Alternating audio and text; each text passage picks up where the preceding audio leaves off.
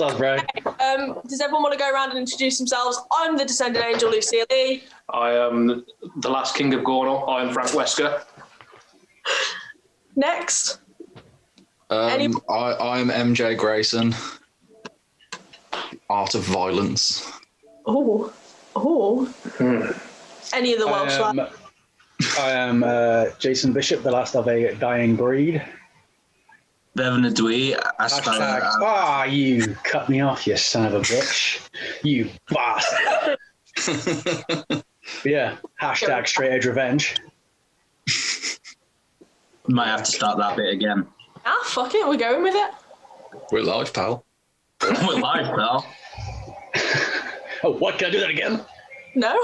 I'm finding bits of chocolate in my carpet. I'm hoping it's chocolate. Are you looking for something like... I didn't wipe properly, man. I got bits of chocolate in my carpet. I've got cats, and I. You can see how professional we all are already. This is amazing. Your idea to have us on. Yeah, man. Welcome to the shit show.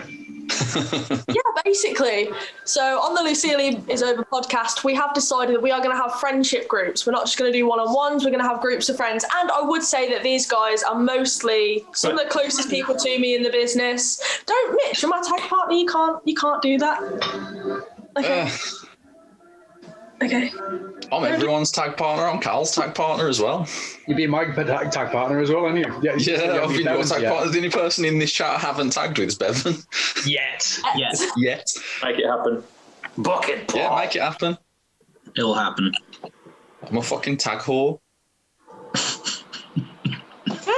Also, I would just like to apologise in advance for anybody watching this. I am eating. I'm very unprofessional, and I do not give a shit. I'm hungry. I've got a box of Quality Street here, so... Fucking red hat. You're making that hat look great again, bitch. I'll promote. Oh, yeah, man. Jason Bishop. Fucking. Don't fucking. If you've got big titties, then you can. Whee!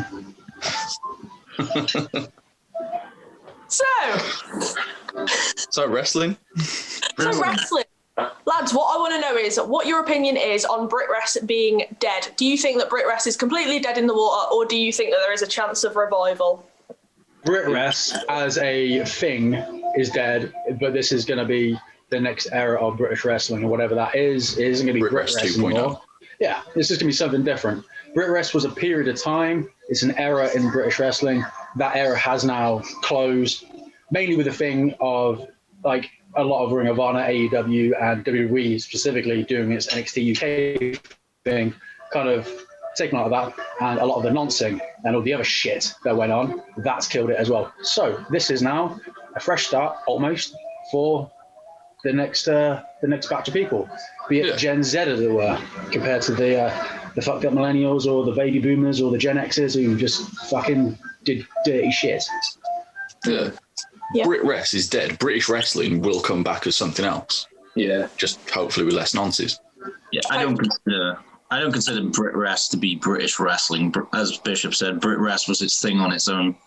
I think that's dead. But yeah, it's just time for a new era, as you said. Yeah, I think a long time coming with BritWres. Like, people have known about, not specific details, but people have always thought there's some shady goings on, and there's been a lot of backhanded business, a lot of, carny goings on, stuff like that. And it's finally all come out. So this is what wrestling needed to put BritWres to bed, as I'm just mimicking what everyone else has said, but no, that's purge. Thrive in our own thing. Wrestling. I would say as well with it peaked as well. I would even say maybe even a number of years ago, like a couple of years ago. Like you look at some promotions where they aren't, they're not as good, or they're a shell of their former selves. And this isn't cast and shade, but you look at places like Progress, where there's a big change in them as they're re-establishing their identity, as well as the mix-ups and the mistakes that they've made with some of the managerial issues they had during speaking out.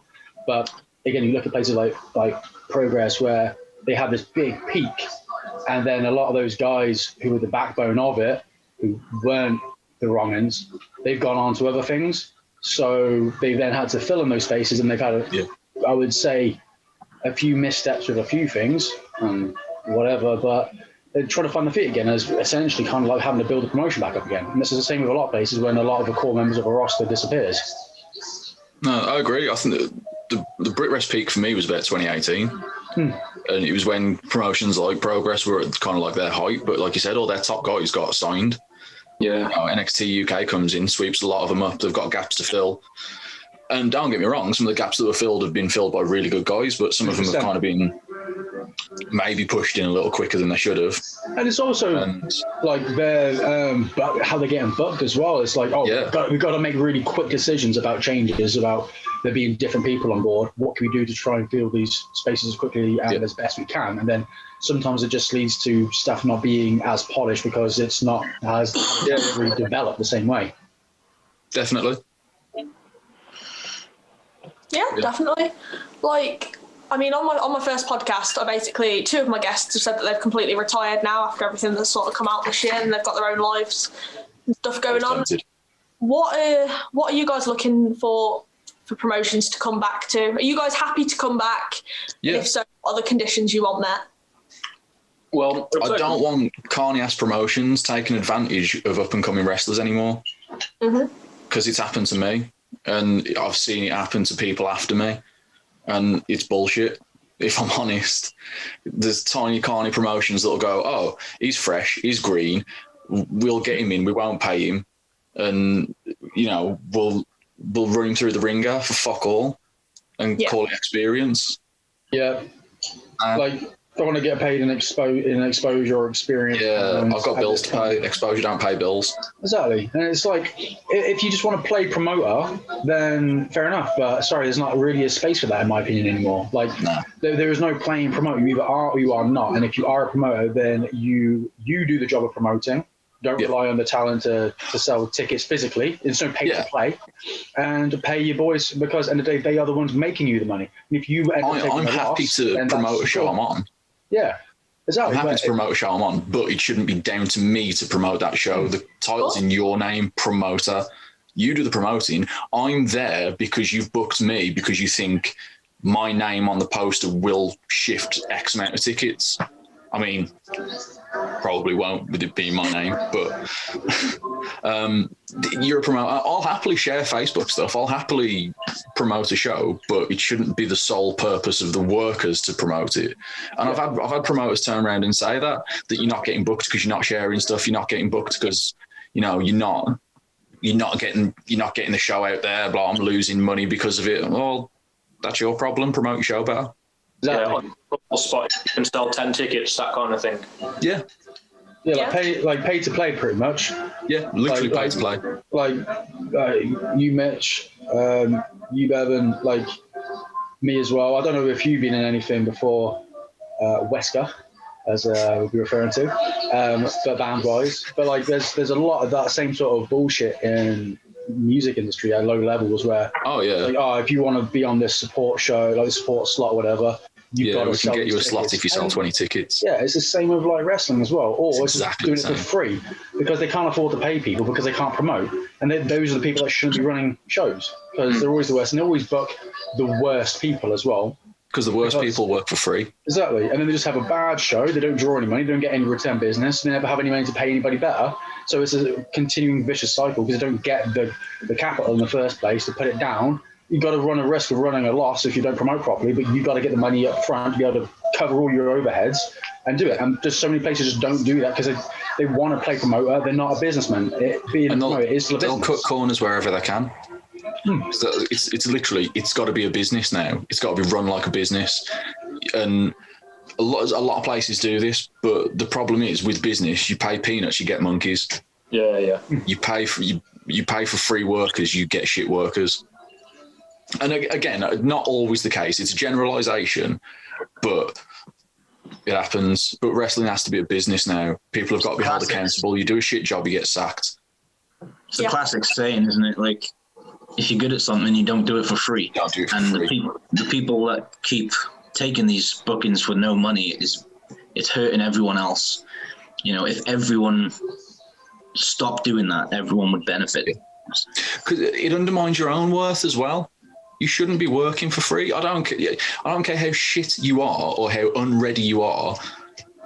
I still wouldn't want someone working for free because I don't know about everyone else's position. I've got bills to pay. I've got a mortgage. I've got a car. You know what? If I go out and work for you for 10 minutes, I'll dislocate my shoulder and I'm out for 8 months. I can't work. Yeah, I can't go to my job that pays my bills because wrestling doesn't pay my bills.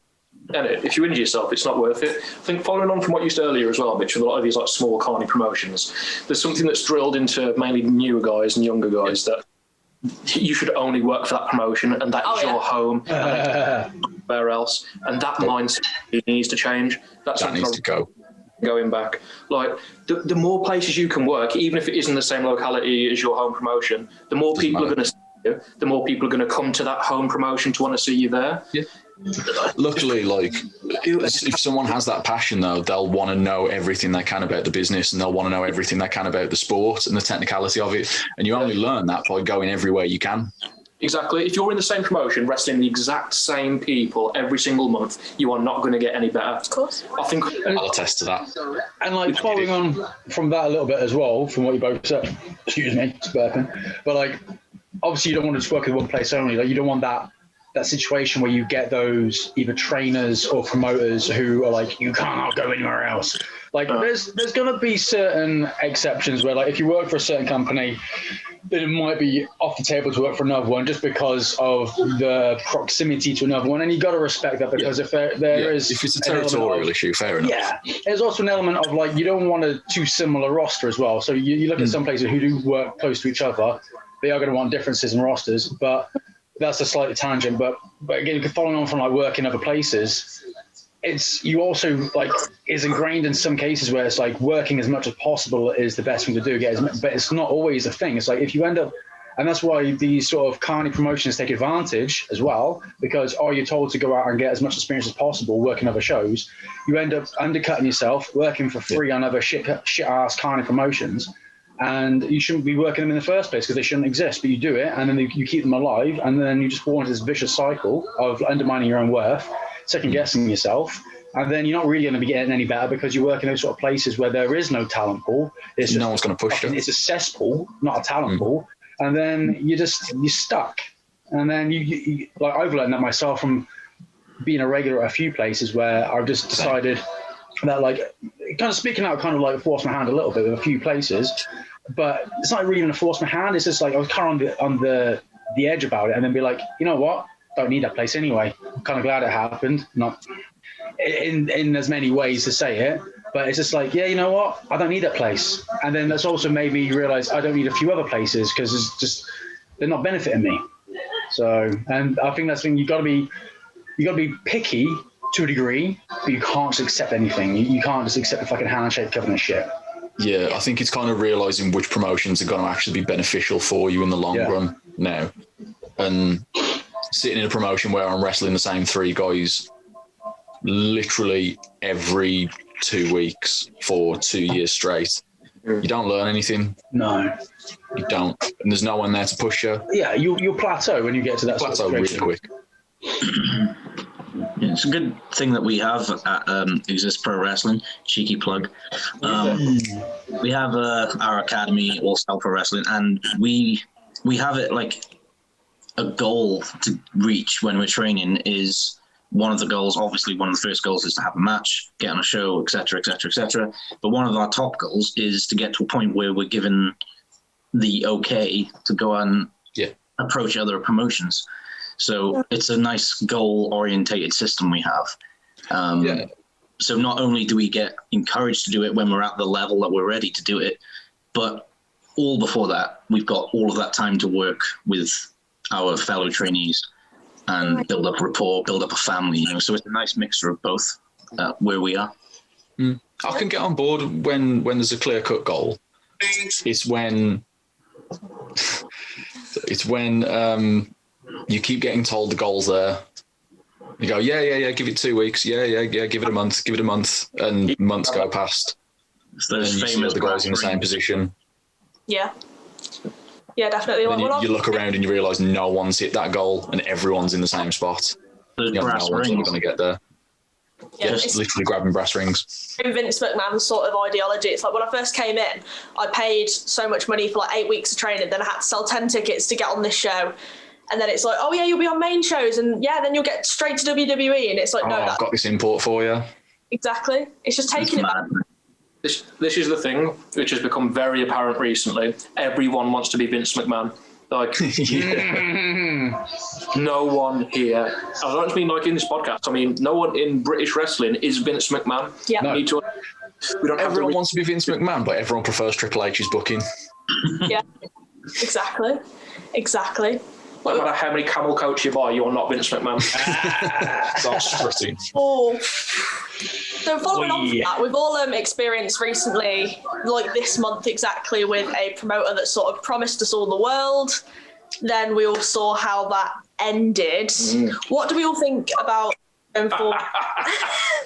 Do we all think that there's going to be more people like that that are going to sort of try and prey on this very broken down, empty scene? Fuck yeah. Yeah. Well, you know what? It's always been. It's always been there, but in different capacities. Like obviously, right now there's been a massive gap since wrestling. I mean, it's been nearly a year since wrestling's been regular. You've had a few places who have been in a position where financially able to continue to run in some capacity, like Rev Pro, for example. Like they've got the money where they can still run. They have a streaming service. You've got that, but that's really it. So you're gonna get a lot of people who are worried. Especially, I mean, considering where it happened, you can see the reason why it happened, where it happened, because you've got a place which was severely affected from speaking out, Fight Club Pro, at their training school, where you've got then a lot of disenfranchised students who probably didn't have a snowball's chance in hell of getting on the Fight Club show in the first place, and probably never really were going to get any help from certain trainers there, getting onto other shows in the first place unless you were firmly wedged in a certain orifice of them, but whatever. So you've got all that. Some and then stories on that. Yeah, I bet. But then you've got these guys who are then promised the world by some guy who's. Honestly, I couldn't tell if. I mean, it's either just that the guy was utterly dumb as fuck, and his mother was stood up when she gave birth to him, or he's just doing it on purpose, or a mixture of the two. But because, I mean, I reckon it's a mixture of the two, because, I mean, end of the day, the idiot was just preying on all this, but it all got found out because it was all just cock and bullshit, like, innit? It's like, like, when you hear about certain stuff that he was going to try and do, it's like, mate, what are you on about? Send to training school. It's like, from pillar to post, getting passed around. It's like a crazy call centre with his stuff, with his ploy. Yeah, but he was going to book Mick Foley, so... Exactly. Yeah. Stone Cold, Mick Foley, Ric Flair, was it? Yeah, and Undertaker as well. Undertaker. He's a free agent. Undertaker. Oh, yeah. Let him off that if I want. Because Undertaker's a free agent now, isn't he? Yeah, a man with $15 million net value is really going to come over for that. Yeah. But this is the stuff we're hearing for months. This is what we were being told. We were being told that there was going to be like a training school in every major city. There was going to be shows like 3 a weekend, like every month, and like. We were all being told. Because that's not going to saturate your market. People need to remember that wrestlers talk to each other. Yeah. We know what's going on. We know what is being said. It's a very close-knit industry. Yeah, exactly. Yeah. If you Bishop one thing and you're telling Bevan another thing, they're going to know that there's some conflicting information there. If you're telling Lucia one thing, telling me something else, we're going to know there's conflicting information. You can't bullshit the workers. You can't do it. You can't. No. You're going to. It does not work. You can't work the workers. That's the thing. Yeah. It's like, because we're already so like desensitized to the amount of horse shit that's in the business anyway, and then when something like this comes along and he's just got delusions of grandeur, and it's just ridiculous. It's like, it wasn't even starting off at a level which is like, oh, okay, that seems fairly reasonable. It was literally straight in like, oh yeah, I'm going to be a black belt in jiu-jitsu in a year. It's like, mate, no. Yeah, no, you're not. Not going to happen. Dumb shit. I'm going to pull 1,000 people on my first show. I mean, the first warning bell that went off for me was like, I don't know, as if just to let everyone know, he hired me to do his music for his entire roster. And the first Zoom call I had with him, he said that he was having 1,000 people in a show, and he had all of these different venues booked. He had all of these different people involved, and I was like, does this guy not realize that I speak to a lot of these people and I can just find out with one message? And obviously that's what everyone did. He didn't realize that everyone talks, like you said, and there is about, just with us in here now, there's probably about 5 or 6 group chats. So, you know, times that by however many workers he was talking to, just inevitable what was going to happen. And like you could tell as well that he was definitely worried about people talking, because I remember at some stage him mentioning something to somebody and it came back to us about not wanting group chats, about transparency, when it was more just transparency about who he can try and promise a golden goose to, who will then let him get in their pants. So that was his booking decisions based upon sexual advantages. So yeah, after all the stuff that had happened on Speaking Out, and then it all gets found out, all comes full circle, all right, at the very end, that he is also one of those lot, not just a complete carny fucker, he's also a dirty sexual abuser. So full-on paedophile. Exactly. I want to make sure that I haven't imagined this, but was there a storyline in mind? Was there an angle where MJ Grayson was going to be the stepson of Gangrel? Like, I didn't imagine that, did I? No, there was something. I don't know if it was going to be stepson, but he wanted to bring in like Brewport 2.0 or some shit, wasn't it? Oh mate. He wanted to bring in second to none, and straight away I went, well, no, because that's Kamikaze's thing. Yeah. Yeah. So if you're bringing in different people under the same name, it's not the same stable that we've worked for the last year to get over in another company. So I shut that straight down. Yeah, it's either as is or something else. It's something else. Yeah. Yeah. And then the idea was to put me with 2 other workers and have Gangrel as the leader. Was it Edge and Christian by any chance? If only. I think they were in budget. I think they were in talks. I know if he was going to get Mick Foley and Stone Cold. Exactly. It's a package deal, isn't it? Exactly, man. Well, he promised, obviously, a lot of people a lot of things. And the one thing he offered me was, he offered me and my trainer, Jez Gardner, a spot on his shows. And just because we both came from the same place, that meant we were a tag team. Yeah, so apparently the only criteria you need now to have a tag team is just be in the same area. Yeah. Obviously. And of course, this is a guy who thought Swansea was like 5 minutes from Cardiff, of course. So. When it's like 45 minutes. At least. Yeah. Depending on traffic. Drive around all of Wales in like half an hour, didn't they? Yeah. Mate, like that's what like Americans think. But I'm very surprised that him from the UK didn't realise like at least some basic Welsh geography. I'm not surprised anymore now that we know. I'm not anymore either. But at that point in time, I was a bit like, that's a bit weird. The man can't breathe through his nose. He's not been able to process anything else, is he? That's a fair point. He is oxygen. Lack of oxygen in it. Yeah. Oh, I can't say that, right? That word, right? I already did. You have to bleep me out otherwise. What word? Can I call people dozy cunts, yeah? I've been told that there's no restrictions from TWM. Let's push the barriers as far as we can, yeah? Fucking barriers. Let's see if I can get bleeped out and censored. So you're going to say dozy cunts, but we're not saying this guy's name. Yeah, I'm not going to say names because I don't want to. Oh. But everybody knows. Oh, no. Everyone knows. I mean, I'll happily say his name and happily call him the dozy cunt, but I will not say it if that's what you would. That's is it. Damn right. Just to prove that we're not all like super cynical and hate the wrestling business, can we all go around and say something that we actually like about wrestling? The main thing that we like? Bevan, you're nodding your head. Have you got an idea of what you actually enjoy? No, I do. I like just this. I mean, this wouldn't have happened without wrestling. Like we wouldn't have come as close as we are without wrestling. We all obviously started chatting back in the first lockdown, and ever since then we've like become like a little family. So that wouldn't happen. It was funny because it was just before like the first lockdown, so it was like February time because it started off just as like a group chat. And it's literally from meeting each other at shows, so yeah, it works. And that was it. And then obviously lockdown happened. And I mean, strangely enough, I said this the other day in the chat as well, that I don't think we would all be as close if it wasn't for the lockdowns that we've had as well, which is weird because obviously that's fucked up a lot of shit for a lot of people. But because we've had this like friendship bubble as well, we've developed such a close knit friendship that I don't think. Well, I'm sure that it wouldn't have developed as much if it wasn't like that. And in a way, I'm grateful for it because I mean, and it hasn't really put anybody particularly any back foot.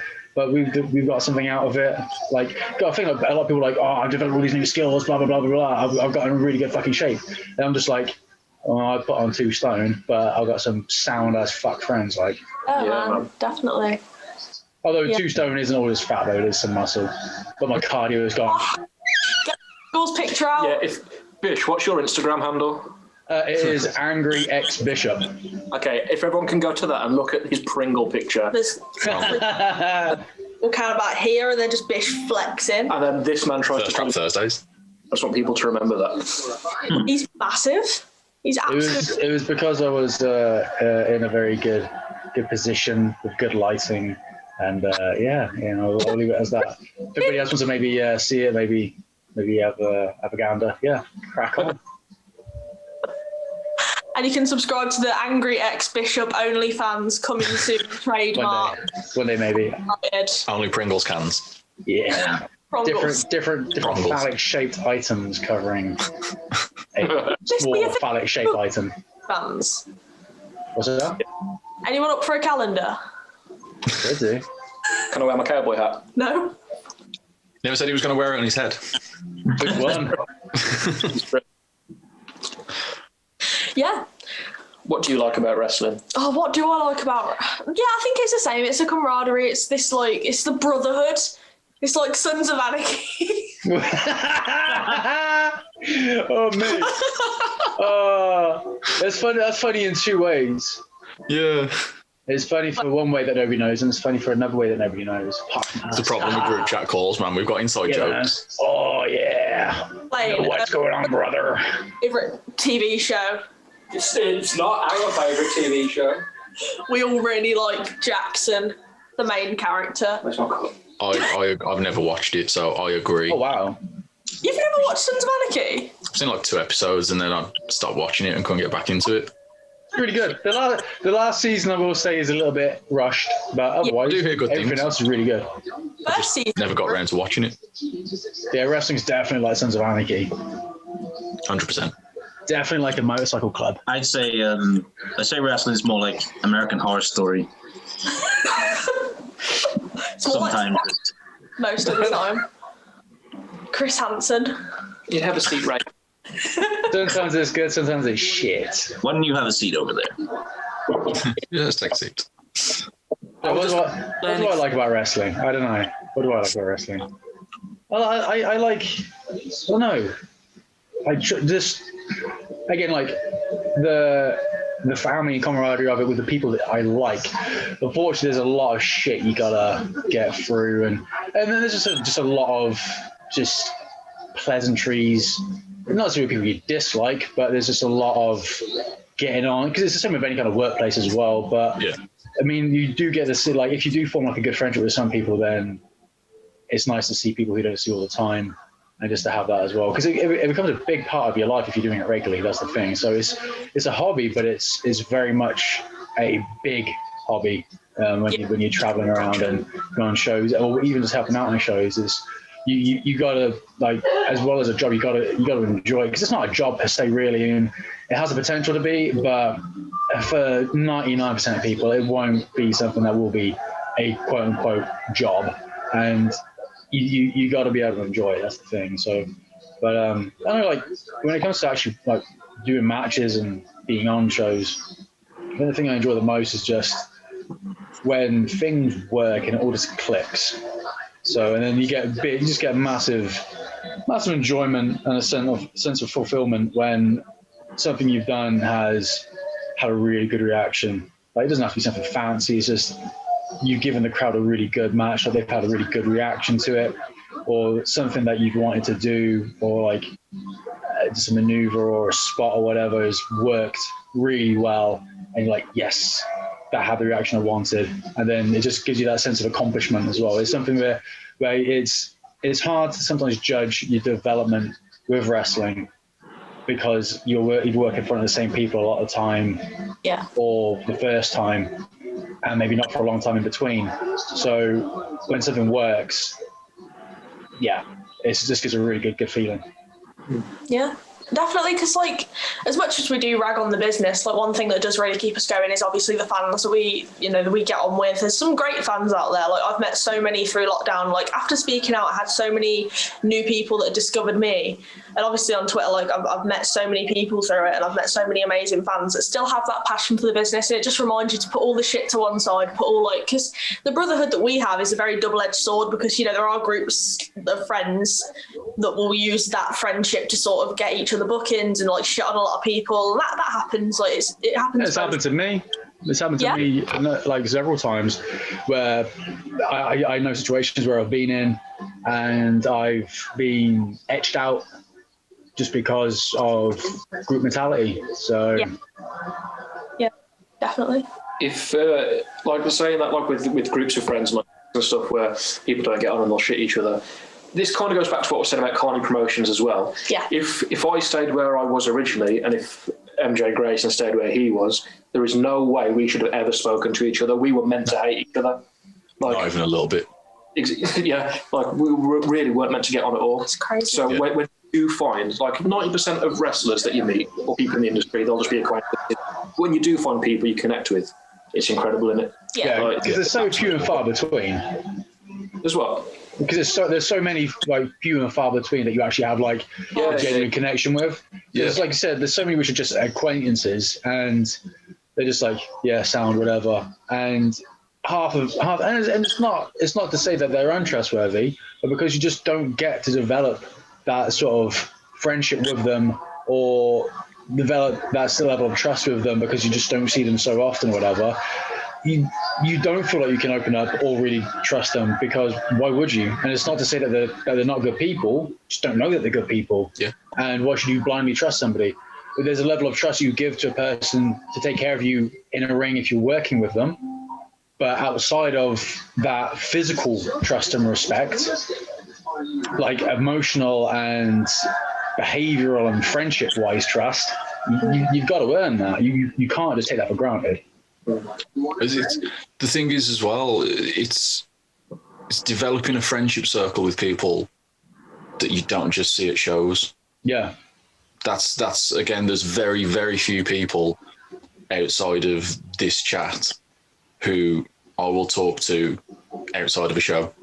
Yeah, and we talk like wrestling daily. We talk like on a regular basis. We look every day. We pretty daily. much, yeah. Like we can spend 3 days in Cal's flat together and have a good time rather than wanting to kill each other. Yeah. Like, so few people that I could say that about. Imagine like staying And stay up to like 8 a.m. just watching car crash wrestling on YouTube. Some very, very bad matches we were watching that day. Car crash wrestling. What promotion? wrestlers. As much as we did rag on like terrible workers at the beginning, they've produced some golden content. Oh, they really have. Hardy Promotions have one good thing, and that is just for us to watch when we're very, very tired. Man. I know that sounds really horrible, but it's like, it is what it is. Like, it's like when people watch like NASCAR, for example, it's like nobody watches NASCAR for the racing. They watch because they want to see a car fly off. Exactly. Yeah. I'm waiting for the wheels to come off and the car to burst into flames. Just crack on. Yeah, man. But a lot of people must have Or awareness you of watch that. MotoGP and some poor motherfucker just clips the chicane and just flies out like a motherfucker. Mate, it's fucking ledge. I love it. Fucking love it. We need to go to one of those shows live. Oh, Mate, I nearly had one earlier today trying to drive to the shop. Really? Completely yeah, honest. like it's We had the biggest snowed car this crash ever. weekend, and like there's ice all over the roads. Like we're pretty much snowed in right now. I don't know about you guys. Nothing Not down too here. bad. Never get snow here. Crash of all time. Too close to the coast. 2-0. Too close to the coast. Well, I thought you just called the coast to coast. I was like, Sit in the corner, coast to coast. Coast to coast. What what would you guys say is your favourite performance that you've given at a wrestling show? It doesn't have to be a match, you just performance-wise. So what I'd say is like me versus Lacey Adams from Cami 22, 23. It was Cami last December. That's my favourite performance. It wasn't my best match, but I loved, like, the crowd absolutely hated me and I loved it. What would you go? Either live, was it Live 24 we did in February? Yes, because I had Beacon Centre. It was the Beacon Centre, yeah. Yeah. Tag match against Deadly Sins. Technically was my favourite match. My favourite performance was the Roulette Rumble after in Tipton, where I came in second and had to be in until the last three. Oh, that was good. And just stop giving a shit.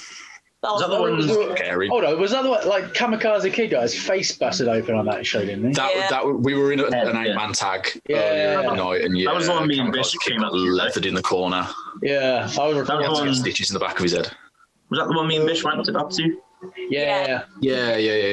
I did camera work for the Rumble. I was whispering. Oh yeah. Like Darius was like in a corner, and I was like Darius, and I can't remember what I said to him, but I was just trying to pop him. Yeah. I just kept calling Spears to people, just like, fuck it. I stopped caring about it. But I had so much fun. It was so enjoyable. The performance was awful, but I had fun. I don't care. You did your loop.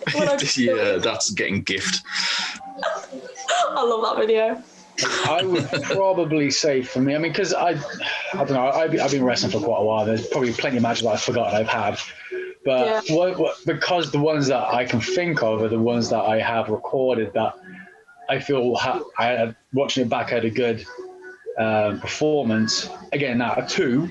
One as a best performance, I would say, was when I had a Aberdare street match, Falls Count Anywhere, with Cardio King. What's his name? Adam Carter. Adam Carter. I can't remember if he had a different work name or not. We just use his. No, that's his shoot name. Yeah, there we go. Shoot name central. But yeah, Adam Carter, Cardio King, and the banter I had with him and the crowd was, and I just had a good match. Like, again, a good performance, and it all just made sense. It's fun to watch as well. Yeah, like I got a little annoyed with a few things with it, but it is what it is. Like, and it's not really annoyed. It's like, it was just an experience, so it was a little bit hard work, but it was still a good match. But I just enjoyed my performance. It's like I was just being a sarcastic fucking heel, but people were just eating out the fucking palm of my hand.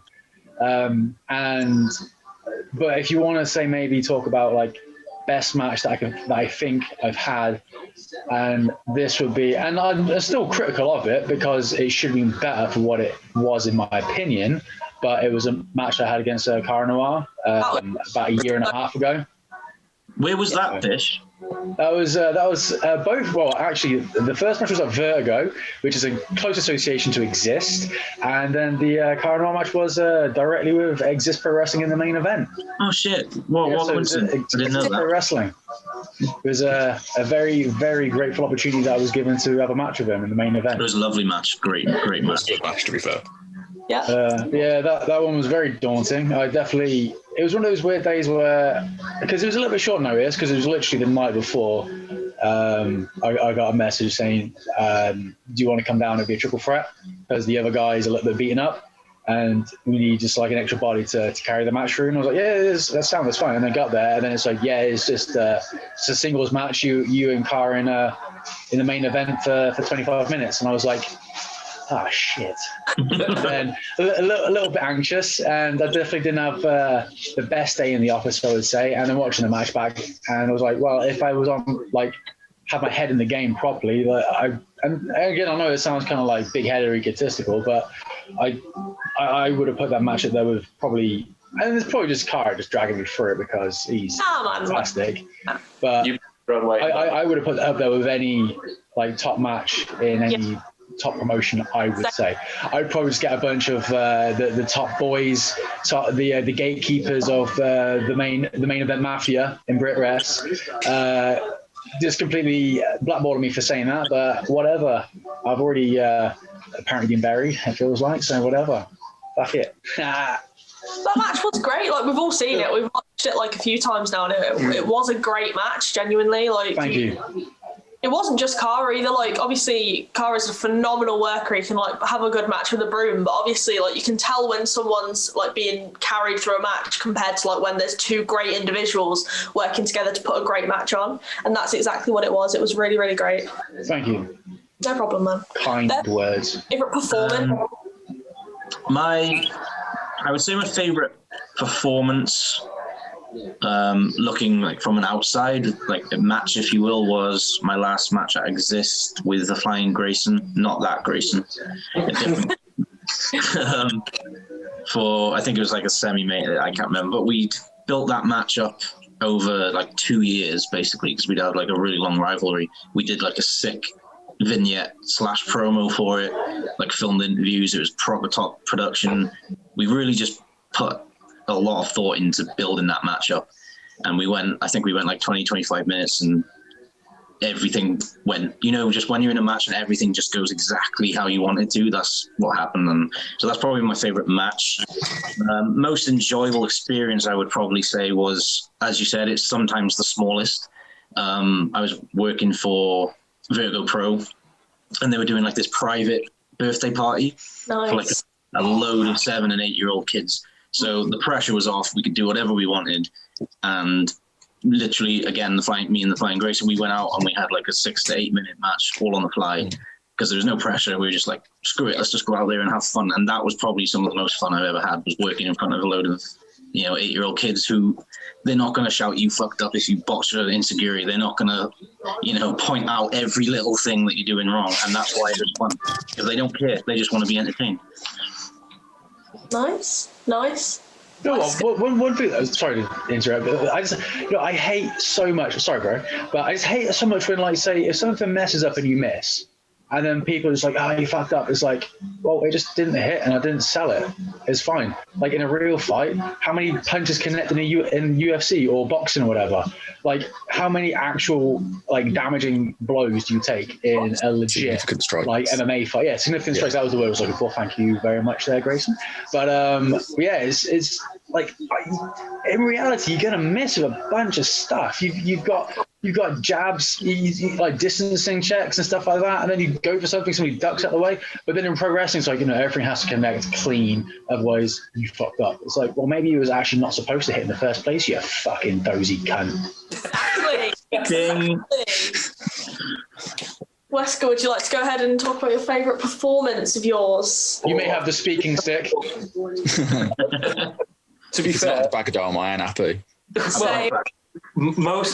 For anyone who hasn't seen me wrestle, which is everyone, like, what you're going to get is mainly me shouting my own name and putting a W in the air, like, and you know what? Your opponent's in a shin lock. Agadon. However, my favourite performance was probably for a company that doesn't exist anymore called Youngblood Wrestling, which was based in Briley Hill, in the West Midlands. I had a few hardcore matches for them, and the second hardcore match I had was against Carson Bailey, and it was billed as a Nightmare on Elm Street fight, which automatically popped me. Right. I thought I'd get ready gloves, so I was already having a fucking raging lob on for it. Definitely know my boundaries with this, yeah? Yeah. Yes, I love hardcore matches. Like, I absolutely love it. I wish I could have more, and like, I really want to go forward.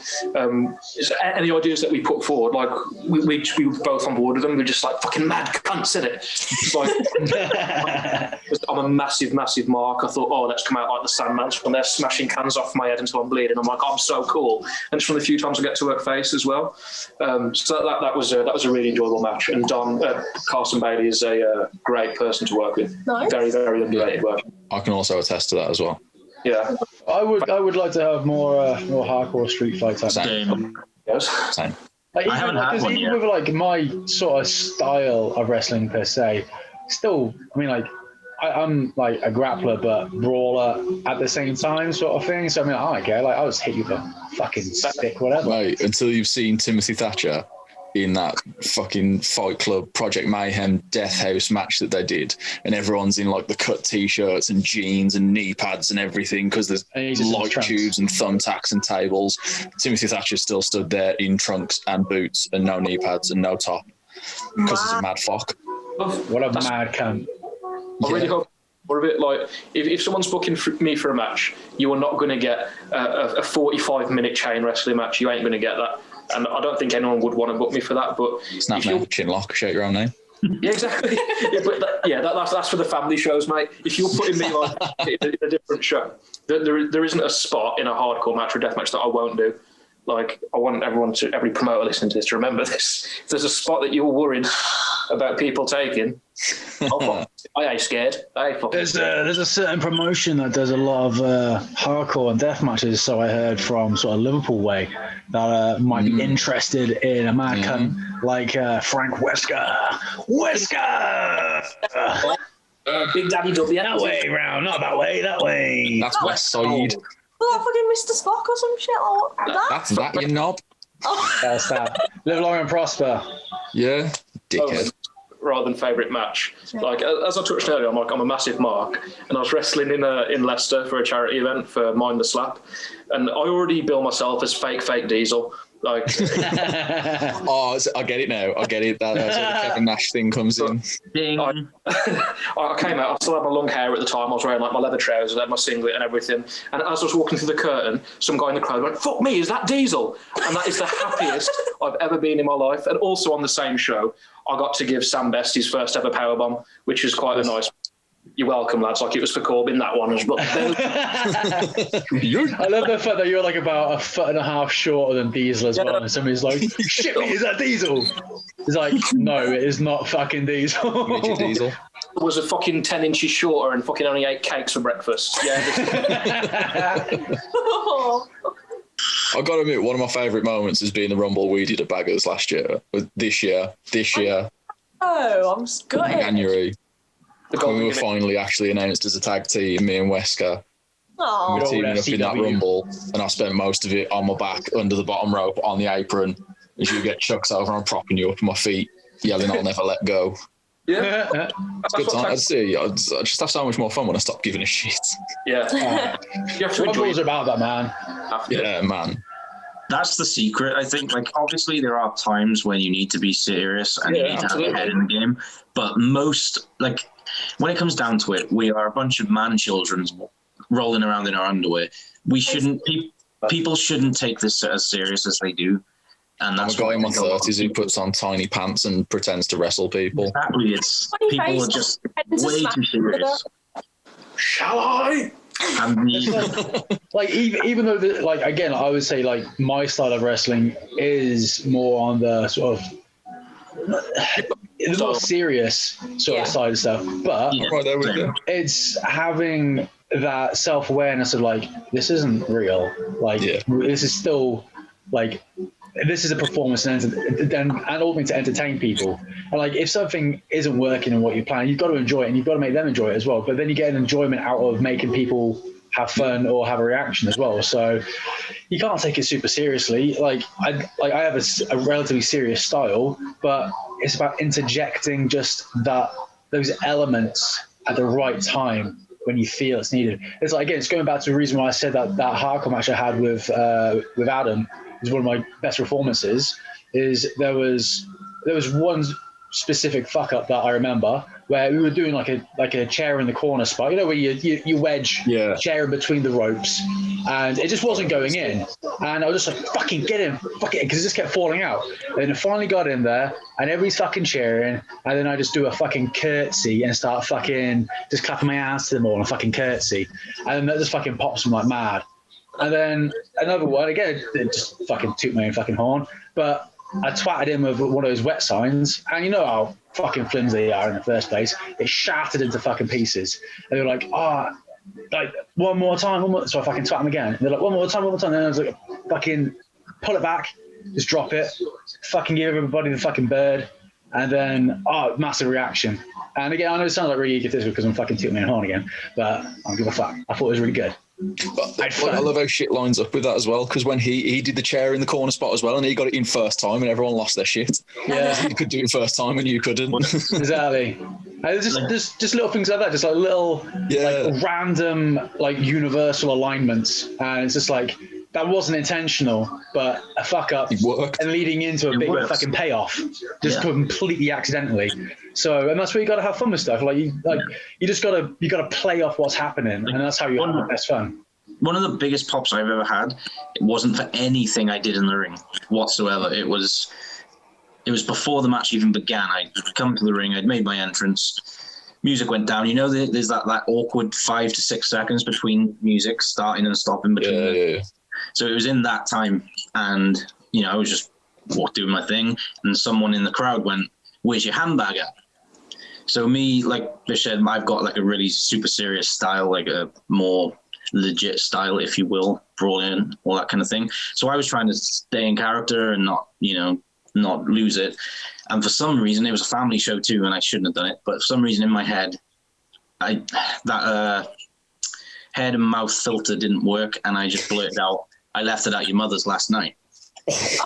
And the entire place just went off.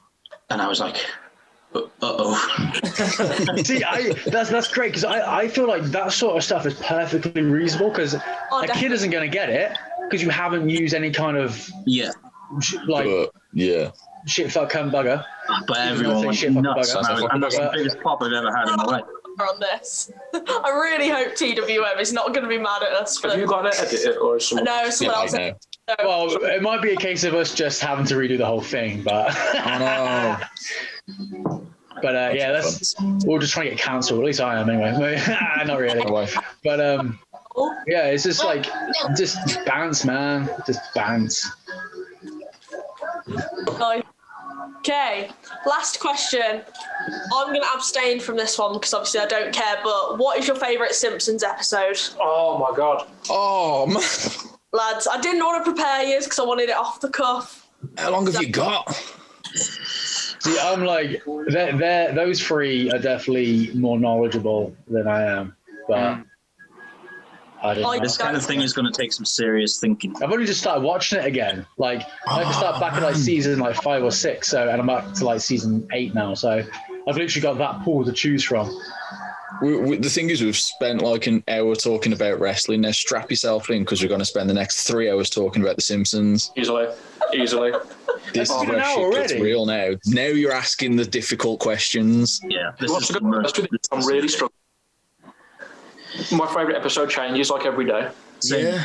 I always have a rotating top 5. So I could probably give you a top 3 or 5. Yeah, if you want to list off the top 5. Okay. Bart gets famous. Marge being not proud, and Bart of Darkness. Bart of Darkness is great. Bart of Darkness is up there for me. You Only Move Twice. Yes, Mr. Thompson. Did not like. No, that's with Hank Scorpio. Yeah. Oh, Hank Scorpio. Yeah. See, I find that one's a little overrated. Oh no. Love it. Also, the Mr. Thompson one. What is that? Cape Fear. Yeah, Cape Fear. Yeah, Cape Fear, when they have to relocate into witness protection because it's Sideshow Bob. I also like the one where Homer becomes Flanders' best friend and just won't leave him alone. Well, it's the one where the hedge meme comes from, isn't it? Yeah. And he chases Terminator 2 styles him after the car with golf clubs. Brilliant. I'd probably say You Only Move Twice has to be in the top 3. Phenomenal episode. So bad. Yeah. God, lost my train of Homer's Enemy. I absolutely love Homer's Enemy. Yeah. I forgot about that. That's a great one. And for a third one, I would either say maybe Marge versus the Monorail. Oh, yeah, we watched that the other day. Or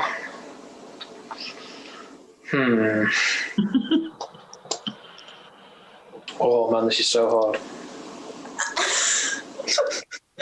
I can't believe I thought You Only Move Twice has got one of my favourite lines in, and I've completely forgotten. Which line? Right at the end, where they're arresting Sideshow Bob. Take them away, boys. I got to say that. Take them away, toys. What? Just do what the kid says. Chief Wiggum is a very, very good side character. Yeah, straight up. He's a brilliant side character. I can't remember what episode it is. Ralph Wiggum's well underrated.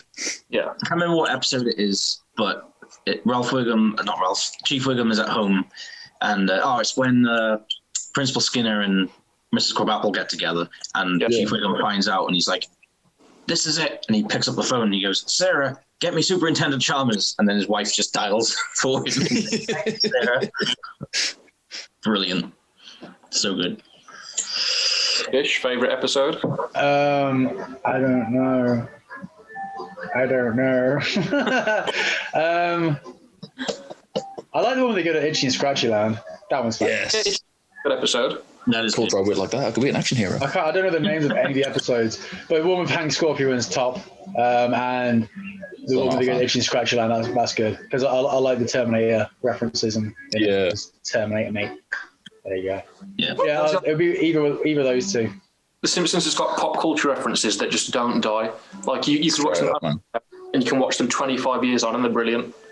Yeah. It ages so well. I don't understand why you don't like it, but you sit there and watch Scrubs. I don't get it. Oh, Scrubs is so Dude, good. I ain't watched Scrubs in ages. No, I ain't debating that. Scrubs is a good show. I just haven't watched it in so long. No, Scrubs. I feel like I watched it when it like first couple of seasons, and then I just kind of drifted away from it. And now when I see an episode, I'm just like, this is a little bit full on. Like, Yeah. going back to Simpsons, though, it's like it's one of those things that you just can't get away from. Like, we're talking about it now, and then we'll stop this chat, and then in about an hour, I'll have someone on my friends list send me a Simpsons meme, because it happens every hour of every day. Usually Cal, Wesker. I'll give you 10 minutes before there's a Simpsons meme in our group. Oh, chat. yeah. But like, there's a guy at Exist. He's on it now. Guy I work with at Exist called Alexander Vane. He's probably up here with fandom of The Simpsons with us. And our challenge is, whenever we work each other, is we try and pop each other in the middle of the match with some kind of Simpsons quote. And he hasn't got me yet, and I haven't got him, but that's the challenge. We get, like, if you lock up and it's going to be like, steamed ham, that kind of thing. This is what Everything's tied up in a nice little package. Sorry if it sounded sarcastic. Okay. Does anyone want to plug anything before we finish? Yeah. What would you like to plug, Bishop? I'd like to plug Bishop. Hey. Well, everybody go give my Instagram a follow, because that's where I'm most active. So that's Angry X Plug my Bishop. cat. Plug my cat. And Twitter is hold on, Jason X Bishop, I think it might be. Jason Y. Yeah, Jason with a Y. Yeah, Jayson, because I thought that sounded cool when I first started wrestling, and then I never used the first name, and it's just pretty much always been Bishop. But I was like, yeah, Jason with a Y, and it's Edgy, man. Never use it. I think I've used it at all of like less than a handful of promotions. So yeah, and most of them have only ever been there once. But yeah, that Twitter. One time we tagged together. Yeah. We tagged together twice. I don't know. There is potentially merchandise on the way, so keep these eyes peeled. I might be doing a pre-order sometime soon to try and get a little bit of cash monies, because everybody can do with a little bit of extra financial support. So yeah, anybody wants to fucking get one when they come out, or when I put up the design, have at it. But that's not out there yet. So yeah, just that's why you need to follow me, so that when I announce it, you can buy them, and it'll be a reasonable price, a nice T-shirt. Fan. Would you like bastard. to? You bastard. Is it bastard? Is it bastard or bastard? How do you go? Well, it's bastard. Bastard. So, well, Halfway. I haven't really been that active on my socials over this year, just because nothing's happening. But you can find me on Instagram. I think it's at BevanBastardSon_PW. I think Facebook is the same, or at least Bevan the Bastard Son. Funnily enough, I just moved house and I found out that I have a lot of leftover merch. Ooh. What a coincidence, right? New Year So I am going to do a quick fire sale and just chuck it all online, so keep an eye out for it. It's going to be cheap. Get yourself a new sick T-shirt. Also, you can go and give a cheeky follow to Exist Pro Wrestling. my home promotion and basically Bish's now too. So, Yeah, pretty much. Yeah, and of course you guys will be there at some point. I was like, I already follow him. Lucia will be back with Chantal challenging for the Exist Pro title.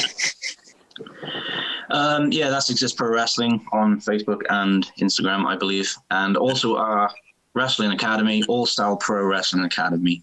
And if you are in the South Wales area, we are now the only reputable school in Wales. Come and give us a try. Oh, that's a shoe. You wanted a shoot, cowboy? Oh, my favourite. Oh, I love David. Grayson, anything to plug other than Bish? Mate, if I could, you know I would. Once the lockdown's over, I'll be over. I can't remember what my socials are. We'll all be over anymore, but I know none of them are uniform, so even better. Facebook is MJ Grayson -pro wrestler. Search MJ Grayson. I'm sure I'm there. My Instagram, thanks to my lovely partner, is MJ_Grayson_PW, because you've got to get the PW in there to let people know that I'm a pro wrestler. You have the PW. Yeah. Otherwise, how would people know? And Twitter, not that I'm very active on Twitter. I'm way more active on Instagram than I am on anything else, but I am on Twitter, and I believe is just at MJ Grayson. Wesker? There may be the PW on there. I recently deleted my Facebook page because I never use it, but you can follow me on Instagram. Same, but I haven't deleted it, but I never use it because Facebook is a dead medium. It is a bit, isn't it? So it's Instagram for the win, even though it's the same company. Which is wesker.your.alive. No PW in that, so obviously I'm not very professional. If you want any merch, WWE shop currently has 20% off Diesel t-shirts. I do. That'll work. But yeah, I don't use Twitter. I don't use Twitter. The penny fucking drops. Yeah, just can't get out if you're not on Twitter, mate. For all your Wesker needs. Thank you. Oh God. Thank you all for doing this. This has been the Lucia Lee's Over podcast. I have a question just before we go. I have a question for Lucia Lee. Yeah. How much do you regret having us on this podcast by now? A little bit. No. You've all been great. This is a lot. Oh shit! Lucozade just attacked me. Never sponsored now. It's because it's green Lucozade, you dirty peg. Get orange Lucozade, You're disgusting. It was one of yours.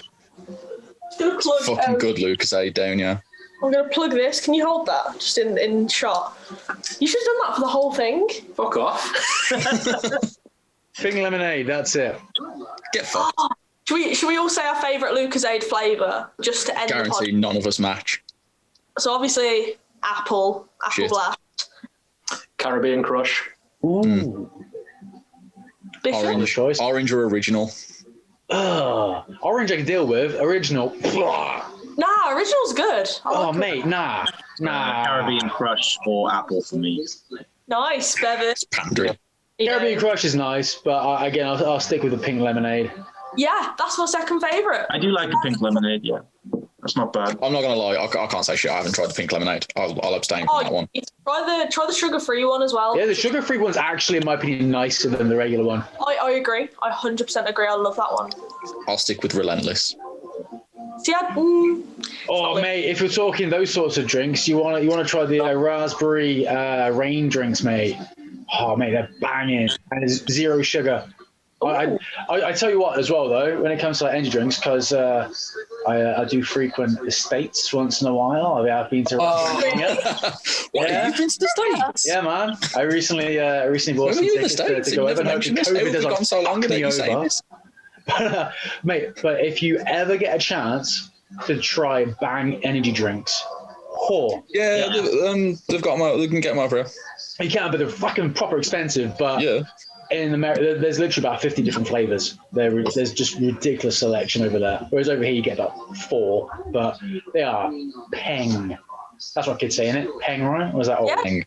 That's what the kids say nowadays, isn't it? Peng ting. Yeah, peng. Yeah, that's also still said by us youngsters. You utes. I was saying that in my youth. I'm the youngest person on this podcast by 9 years. Yeah. Also, Pipeline Punch, or the Pacific Punch monsters, ones with the Sailor Jerry, Ed Hardy type fucking rip-off. The mango one. The mango monsters. Yeah. I've never had Monster. I'm not a real goth.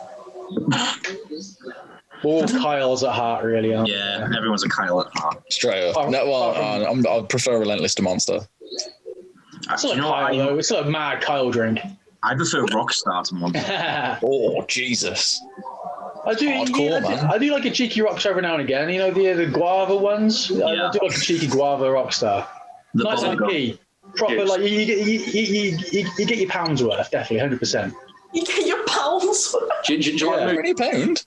Yeah, when Monsters was 99p a pop, and now they're like £1.49, £1.29, depending on where you go. Like, Sugar thing, isn't it? Yes, juice? Inflation. Fucking Tories. Disgusting. Well, Okay, I'm going to end that here. Thank you all for watching.